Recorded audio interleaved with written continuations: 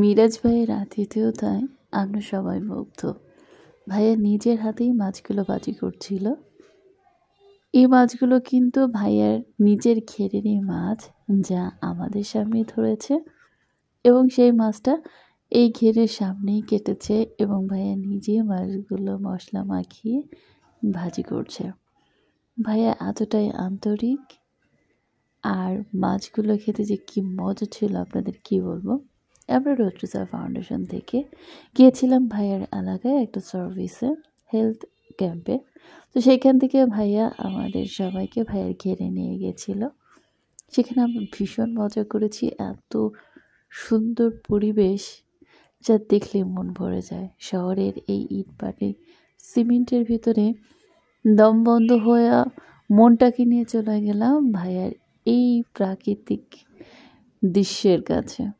এত দারুণ ছিল সব কিছু, যা ভাষায় প্রকাশ করার মতো না। সব কিছু তার ক্যামেরায় বন্দি করা যায় না, তবে এইখান থেকে অল্প কিছু মুহূর্ত আমি আপনাদের সাথে শেয়ার করছি। ভাইয়া খুলনার খুব জনপ্রিয় একজন কন্টেন্ট ক্রিয়েটর। ভাইয়ার পেজের নাম মিরাজ শেখ। খুবই সুন্দর সুন্দর ভিডিও পেয়ে যাবেন সেখানে।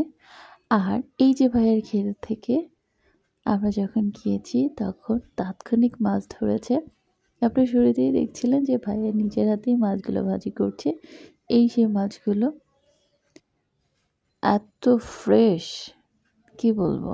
আমরা তো ম্যাক্সিমাম সময় যে মাছগুলো বাজার থেকে কিনি সেখানে অনেক সময় অনেক ফরমালিন দেওয়া থাকে, বা চাষের মাছ যেটা অতিরিক্ত খাবার দিয়ে মাছের টেস্টটা নষ্ট করে ফেলে।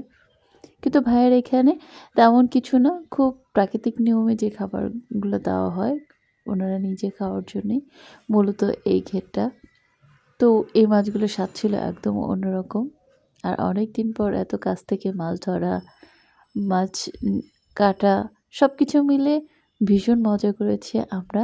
তাছাড়া এখানে আরও অনেক আয়োজন ছিল। ভাইয়ার ঘেরের পাশেই একটা সুন্দর কুঁড়ে ঘর আছে, যেখানেই ভাইয়া এই রান্না বাড়ার ব্যবস্থা করেছে। আবার শুধু মাছ নয়, এর সাথে আরও অনেক কিছু খেয়েছি। আর সেটা দেখতে চাইলে পুরো ভিডিওটি জুড়ে সাথেই থাকুন। আশা করি আপনাদেরও ভালো লাগবে। আর এই যে ভাইয়াগুলোকে দেখছিলেন, এই ভাইয়াগুলো আমাদের সাথে খুব ভালোভাবে মিশেছিল। ওনারাও ভাই এই মিরাজ ভাইয়ের সাথেই থাকেন, তারই ভাই ব্রাদার। তো মাছ ধরার পরে আমরা খাওয়া দাওয়া শুরু করলাম। মাছ ভাতের সাথে ছিল রাজহাঁসের মাংস। অনেক মজা, কাঠের চুলায় রান্না করা হাঁসের মাংস খেয়ে সবাই তো কি বলবো, কথা বলার অবস্থাই ছিল না। যাকেই জিজ্ঞেস করছিলাম কেমন হয়েছে, সবাই বলছিল পরে কথা বলো, আগে খেয়ে নিই, পরে কথা বলবো। তার মানে বুঝে, কালারটা দেখে আপনারা বুঝে যাচ্ছেন যে খাবারটা কত মজা ছিল। আর স্বর্ণা দেখাচ্ছিল বারবার যে আমরা এই ঘেরের থেকে মাছ ধরেই আসি, মাছ খাচ্ছি ঘেরের পাশে বসেই।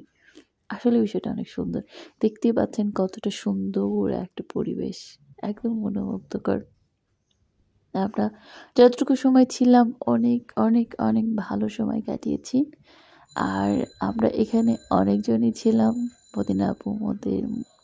মতিন আপু, আমার হাজব্যান্ড ছিল, গৌর ভাই ছিল, স্বর্ণা ছিল।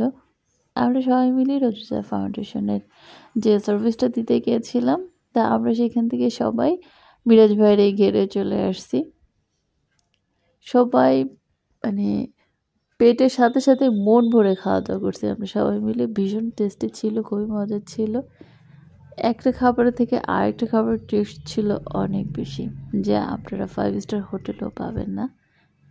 এরকম মনোমুগ্ধকর পরিবেশে কার না যেতে ভালো লাগে। অনেক দিন পর বা অনেক বছর পর একটা পিকনিক ফিল নিচ্ছিলাম। যে আগে আমরা যে পিকনিকে যেতাম বা নিজেরাই একটা পিকনিক আয়োজন করতাম, যেখানে রান্না বান্না খাওয়া দাওয়া সব কিছু নিজেরা করতাম, ঠিক ওইরকম একটা ফিল নিচ্ছিলাম। আর ভাইয়ার কথা কি বলবো, মিরাজ ভাই এত যত্ন করে সবাইকে খাওয়াচ্ছিল, ভাবাই যায় না। এত দারুণ একটা পরিবেশ। আমার তো খাবার যেরকম ভালো লেগেছে তার থেকে বেশি ভালো লেগেছে ভাইয়ের আন্তরিকতা আর চারিদিকের পরিবেশটা। আর এই রাজহাঁসের মাংসটা রান্না করেছিল আন্টি, মিরাজ ভাইয়ের মা। খুবই মজা হয়েছিল এবং দেখতেও অস্থির ছিল। সবাই প্রয়োজনের থেকে বেশি খেয়েছে, এত মজা ছিল যে না এতটুকু খেলেই যথেষ্ট ছিল, কিন্তু তারপরও সবাই ওভারলোড নিয়ে খেয়েছে। এবং এর ফাঁকে আমরা ভাইয়ের জন্য একটা কেকের ব্যবস্থা করেছিলাম, যেহেতু ভাইয়ের জন্মদিন ছিল সেই উপলক্ষে। শুধু ভাত মাছ খেলে হবে? এখন তো তালের সময়, গ্রামে গিয়েছি আর তাল খাবো না, তা কখনো হয়? ভাইয়ের গাছেরই তাল আমরা খাচ্ছিলাম। এখানে সবাই খুবই মজা করে তাল খাচ্ছিল। অনেক দিন পর এরকম সামনেই গাছ থেকে পেড়ে এখানেই কেটে এখানেই খাওয়ার যে মজাটা, সেটা আমি আপনাদেরকে সত্যি বলে বোঝাতে পারবো না। তালটা অনেক মজা ছিল, না শক্ত না নরম, একদম পারফেক্ট। আমরা বাজার থেকে নর্মালি কিনি, যে সব কিছু রেডি করা থাকে আমরা নিলাম আর খেলাম, বিষয়টা এরকম না। এখানে আমরা নিজেই কষ্ট করে খাওয়া লাগছিল, কিন্তু খুবই ভালো লাগছিল, খুবই টেস্টি ছিল। মিরাজ ভাই নিজেও খাচ্ছিল, আমাদেরকেও কেটে দিচ্ছিল। আমরা বেশ মজা করলাম, খেলাম, ঘুরলাম, অনেক ভালো একটা সময় কাটলাম। আর হ্যাঁ, অবশ্যই যেটা বলবো যে মিরাজ ভাইকে অনেক অনেক অনেক ধন্যবাদ আমাদেরকে এরকম সুন্দর মুহূর্তগুলো উপভোগ দেওয়ার জন্য। আপনার আতিথেয়তায় আমরা সত্যিই মুগ্ধ, আমাদের ভীষণ ভালো লেগেছে। আমরা সারা জীবন মনে রাখবো, অ্যাটলিস্ট আমার তো সবসময় মনে থাকবে। অনেক অনেক ধন্যবাদ ভাইয়াকে।